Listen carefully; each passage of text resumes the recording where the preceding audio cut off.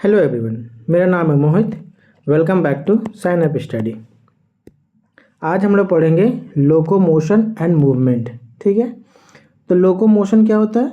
Voluntary movement which result in change in place of location. मतलब कि जैसे हम लोग मॉर्निंग वॉक करने जाते हैं तो हम लोग का पोजीशन चेंज होता है। घर से हम लोग ग्राउंड तक जाते हैं तो प्लेस चेंज होता है, पोजीशन चेंज होता है, तो उसको लोकोमोशन हो जाता है। एग्जाम्पल में देख सकते हैं आप, वॉकिंग और रनिंग। और हम लोग लोकोमोशन क्यों करते हैं? फूड के लिए, शेल्टर के लिए, प्रोटेक्शन फ्रॉम एनिमी के लिए और मेटिंग के लिए। ठीक है, लेकिन कोई भी लोकोमोशन, हर एक लोकोमोशन मूवमेंट नहीं होता है। जैसे कि ऑल लोकोमोशन आर मूवमेंट, सारा लोकोमोशन मूवमेंट है but movement are not locomotion.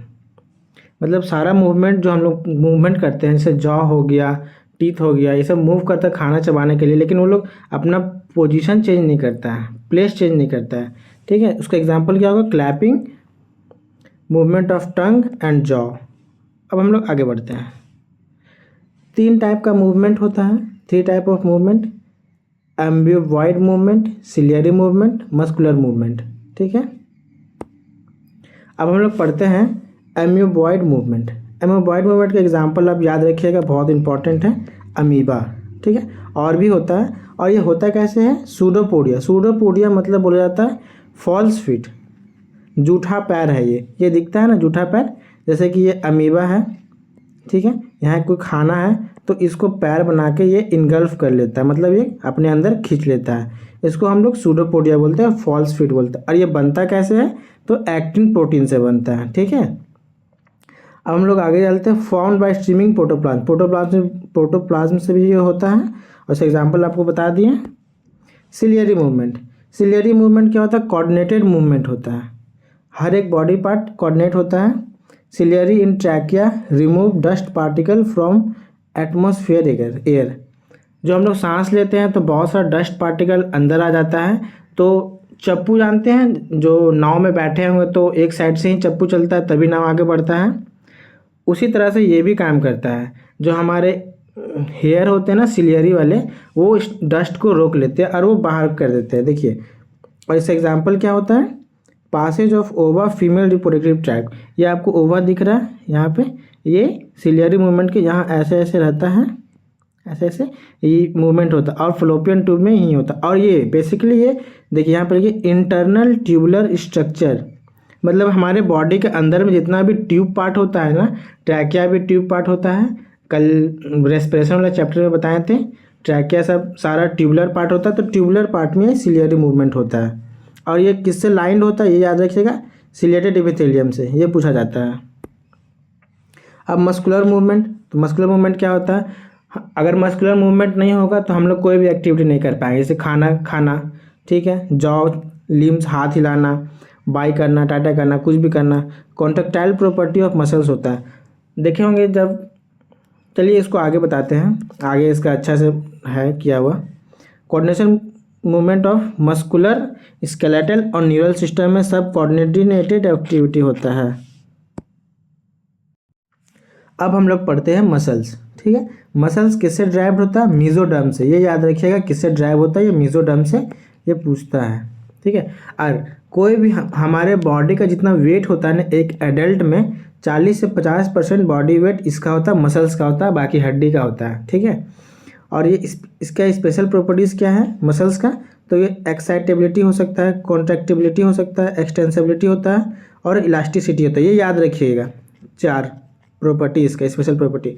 Excitability और कॉन्ट्रैक्टिबिलिटी दोनों साथ में काम करता है, बोल सकते हैं। जैसे कि हम लोग मूवी थिएटर से जब बाहर निकलते हैं तो मूवी थिएटर तो अंधेरा रहता है, अब बाहर आते तो अचानक से हमारे आंखों में रोशनी पड़ती है तो हमारे आंख देखिएगा छोटे हो जाते हैं। तो ये दोनों साथ में काम करते हैं, ये दोनों भी बोल सकते हैं, लेकिन ये प्रॉपर्टी आप लोग याद रखिएगा, 4 प्रॉपर्टी पूछा जाता है।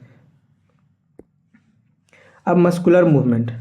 मस्कुलर मूवमेंट पिछले बार में बताए थे कि जो लिम्ब जॉ से होता है वही सब यहाँ पे भी है, सेम चीज़ है। ठीक है, अब देखिए 3 type of muscles: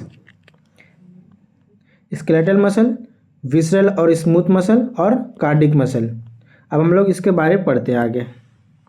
skeletal muscle, सबसे पहले स्केलेटल मसल पढ़ते हैं। तो ये कहाँ कहाँ होता है? Occur in limbs, body wall, face, neck और एक्सेट्रा। मतलब हमारे बॉडी में जितने हड्डी से स्किन अटैच होते हैं ना, आप समझ सकते हैं, तो उसको स्केलेटल मसल बोला जाता है।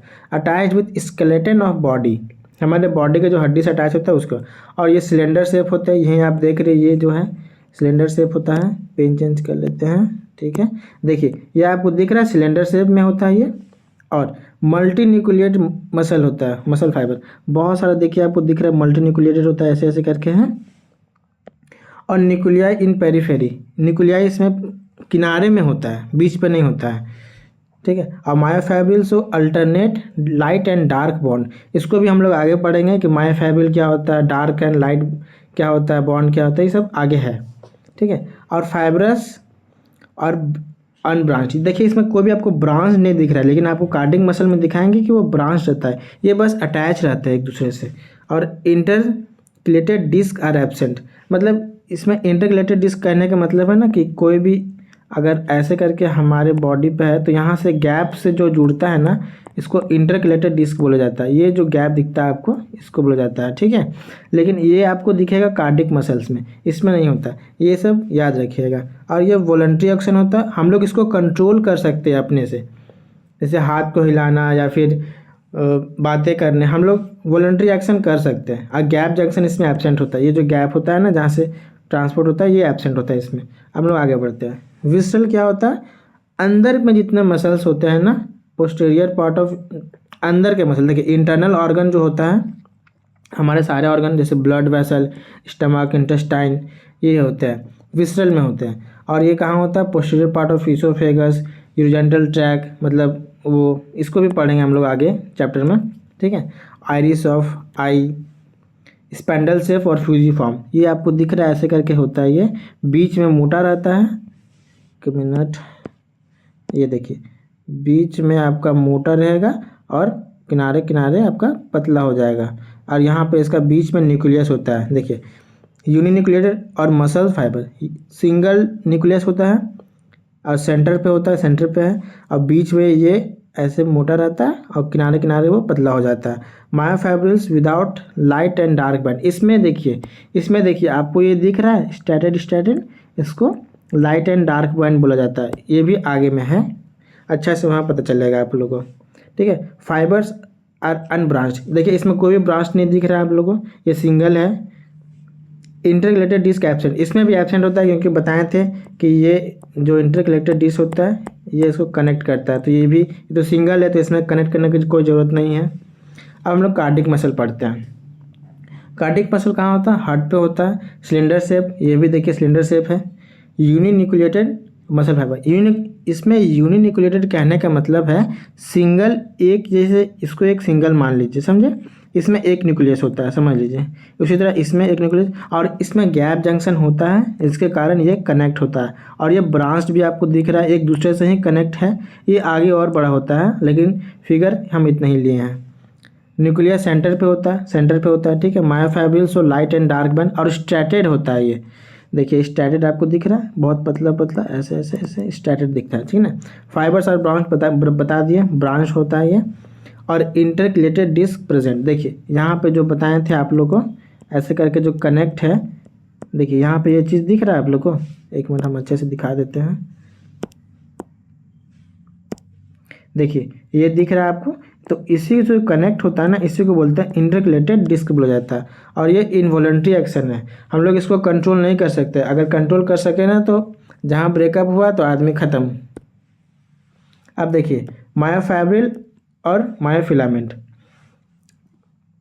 एक समझ लीजिए एक मसल्स है, हमारे बॉडी का मसल्स है, इसको आप लोग यहाँ देखिए, यहाँ पे है, ये एक्टिन पार्ट होता है, एक्टिन, मायोसिन ये मोटा वाला पार्ट होता है, ठीक है। अब ये जेड लाइन होता है, जेड लाइन आप लोगों को नहीं दिख रहा है, ठीक है। यहाँ जो होता है ना, ये जो जिगजैग दिख रहा है, इसको जेड लाइन बोलते हैं, ये आपका मायोसिन हो गया। यहाँ पे एक्टिन होता है पतला वाला, फिर मायोसिन का बाद फिर जेड लाइन होता है, फिर एम लाइन होता है। और दो जेड लाइन के बीच में दो कंसेक्यूटिव बोल सकते हैं, मतलब लगातार जेड लाइन के बीच वाला जो पोर्शन होता है उसको सार्कोमेयर बोलते हैं, ठीक है।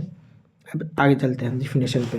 देखिए मायोफिबिल और मायोफिलामेंट क्या होता है, अरेंज अल्टरनेटली होता है और पैरेलली टू ईच अदर होता है। यहाँ देखिए अल्टरनेट में होता है, यहाँ जेड लाइन हो गया, यहाँ जेड लाइन, और पैरेलल होता है। देखिए ये जो है ये आपको पैरेलल दिख रहा है। और थिक होता है, मोटा होता है, लॉन्गर होता है, मायोसिन फिलामेंट। ठीक है, अब इसको याद रखिएगा, इसको हम पेन चेंज कर लेते हैं। इसको याद रखिएगा, जो मायोसिन होता है ना, मायोसिन ये थिक होता है और लॉन्गर होता है, ये याद रखिएगा। और एक्टिन जो होता है ये आपका वो थिन होता है और शॉर्ट होता है, जो कि हम पिछले में दिखाए थे। ये देखिए, ये देखिए यहाँ जो एक्टिन आपको दिख रहा है, एक्टिन ये पतला है और मायोसिन बीच में होता है, तो ये मोटा है। ठीक है, अब देखिए अल्टरनेट डार्क जो होता है एनआइसोट्रॉपिक ए बैंड, एंड लाइट जो होता है isotropic I band. I band देखिए, आई बैंड आपको दिख रहा होगा यहाँ पे ये लाइट पोर्शन पे। डार्क कहने का मतलब है कि ये मोटा पार्ट, ये दिख रहा है आपको मोटा पार्ट, ये डार्क हो गया, ये लाइट हो गया। ठीक है, तो याद रखिएगा कि लाइट बैंड कौन होता है, आइसोट्रॉपिक होता है, और आई बैंड इसको बोला जाता है। और डार्क कौन होता है, ए बैंड होता है और एनाइसोट्रॉपिक होता है। अब देखिए thin filament partially overlap edges, मतलब देखिए यहाँ जो आपको दिख रहा है पतला वाला पार्ट, मान लीजिए ये एक मोटा पार्ट, तो ये जो ओवरलैप, जिससे समझ लीजिए ये ब्लॉक है। एक मिनट,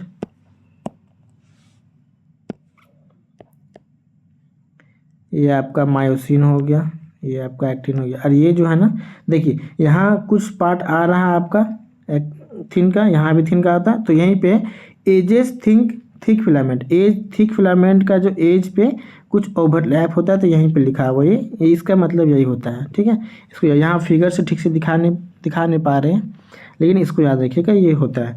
लेकिन ए बैंड जो होता है, ए बैंड में मायोसिन और ओवरलैपिंग होता है। ए बैंड का जो देखिए ये बैंड, इसमें क्या क्या आता है, ये एक तो मायोसिन आ गया पतला वाला पार्ट, और इसको जो ओवरलैप करता है ये दिखा है, यहाँ पे लिखा हुआ। ठीक है, आई बैंड एक्टिन सिंपल होता है, जो थिन होता है, याद रखिएगा, पीछे ही बताए थे।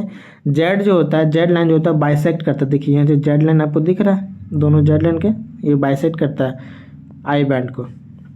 एम लाइन जो होता है, एम लाइन बीच में होता है मायोसिन के, बाइसेक्ट मायोसिन, थिक फिलामेंट और डार्क बैंड। एम लाइन याद रखिएगा, पूछा जाता है क्वेश्चन में। एम लाइन एक्टिन और एनाइसोट्रॉपिक, याद रखिएगा, पूछा जाता है, बहुत बार पूछा गया है ये सब। एम लाइन जो होता है वो मोटा वाला पार्ट में, इसको यहाँ पे एम लाइन होता है। ठीक है, यहाँ पे हो गया आपका पतला वाला एक्टिन, ये मायोसिन, ये एम लाइन, और यहाँ पे जेड लाइन, यहाँ पे भी जेड लाइन होता है। 2.5 माइक्रोमीटर लेंथ होता है।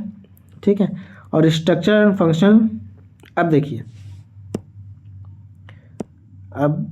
देखिए सार्कोमेयर बहुत इंपॉर्टेंट है, ये अलग इसको रखिएगा नोट्स में अगर आप लोग बना रहे हैं तो, या फिर पीडीएफ से भी पढ़ सकते हैं। यहाँ से देखिए सार्कोमेयर जो है दो एडजेसेंट सक्सेसिव जेड लाइन जो बताए थे, सार्कोमेयर यहाँ से जेड लाइन यहाँ है, तो ये बीच वाला जो पूरा है ना, पूरा सार्कोमेयर है, इसके बीच में एम लाइन एक्टिन और मायोसिन और सब आ जाता है। यहाँ पे देखिए ये एम लाइन बताए थे, ये एम लाइन हो गया, यहाँ पे मायोसिन हो गया, यहाँ पे एक्टिन हो गया, ये आपको दिख रहा है। ठीक है, और इसका कितना होता है 2.5 माइक्रोमीटर लेंथ होता है, और रेस्टिंग स्टेट में। और क्या होता है structural and functional unit of muscle contraction. जब हम लोग कुछ भी करते हैं ना, तो कॉन्ट्रैक्ट और रिलैक्स जो करता है मसल्स का, वो सार्कोमेयर ही होता है। इसको हम लोग आगे के वीडियो में देखेंगे इसका अच्छे से। जेड लाइन क्या होता है, central portion between thick filament not overlapping bye thin filament. अब देखिए ये जो आपको सेंटर पार्ट दिख रहा है ना, यहाँ पे इस फिगर पे बढ़िया से देखिएगा, देखिए यहाँ पे ये मोटा वाला पार्ट दिख रहा है, यहाँ से एक समझ लीजिए आपका यहाँ से जेड लाइन होता है। ठीक है, जेड लाइन हो गया। थैंक यू, आगे इसको और कंटिन्यू करेंगे, पूरा चैप्टर ख़त्म करेंगे। यहाँ से आप लोग को याद रखना था, बहुत जो चीज़ याद रखना हम बता दिए हैं, याद रखिएगा। और प्रीवियस ईयर देख लीजिएगा एक बार, सारा क्वेश्चन बन जाएगा। कोई भी किसी का भी प्रीवियस ईयर उठाइएगा, बन जाएगा। थैंक यू, मिलते हैं अगली वीडियो में।